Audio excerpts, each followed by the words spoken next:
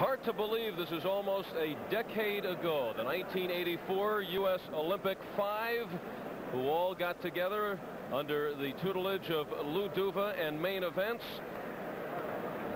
And right now we are with one of those five who became a world champion, Evander Holyfield. Evander, you're here to see Sweet Pea, one of the other champions in the main event.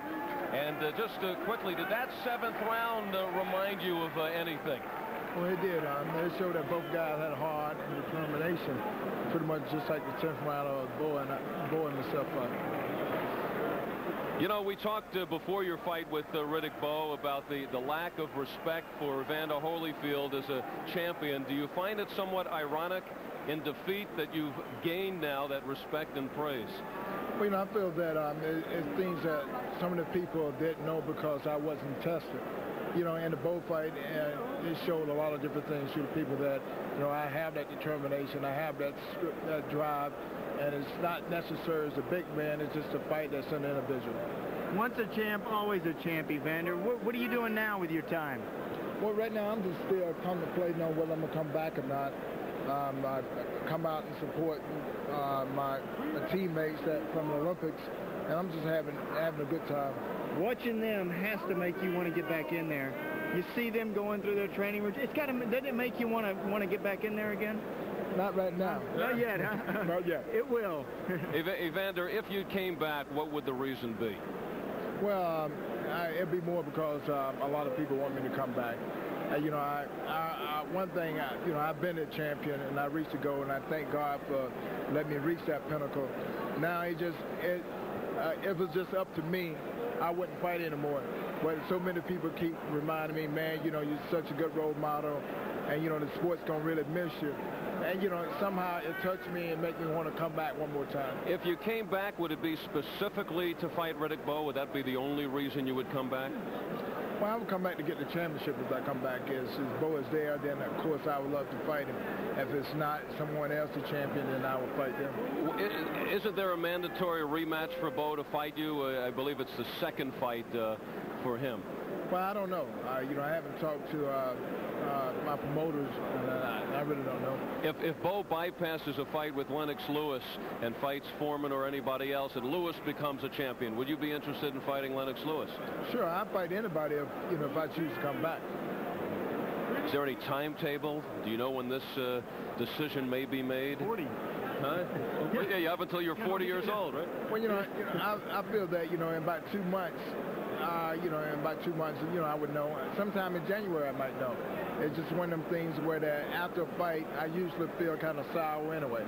You know, as soon as I heal up properly and get tired sitting down, then, you know, I pretty much would make a decision. How many times have you watched the tape of the fight?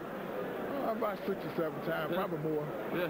Now, what did you see? I mean, did you see that perhaps Evander Holyfield fought the wrong fight, or did you see things that tell you that if you came back, you can beat Riddick Bowe?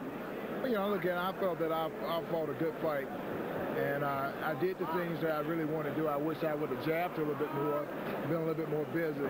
But I felt that, you know, it was an equally matched, and it's just one of them things where I feel that the referee should have had a little bit more to do into the fight. Should have taken charge of the fight. Champ, Lou said that you got out of your fight plan going into this match with Bowe. What was the fight plan? Well, you know, to use my jab and outbox, to use my speed, give him different angles. Well, a lot of people don't understand the game of boxing. You know, I understand the game of boxing. I was fighting a guy that had a lot of skills, can actually use his reach. He used the jab well, and from the outside, I felt that I was more in danger from the outside than inside. Did the weight hurt you? The difference in weight? I don't think I don't think the weight had nothing to do with it. It just, you know, Bowe had a lot of ability, and he fought a good fight. And I felt that, you know, the fight was real close.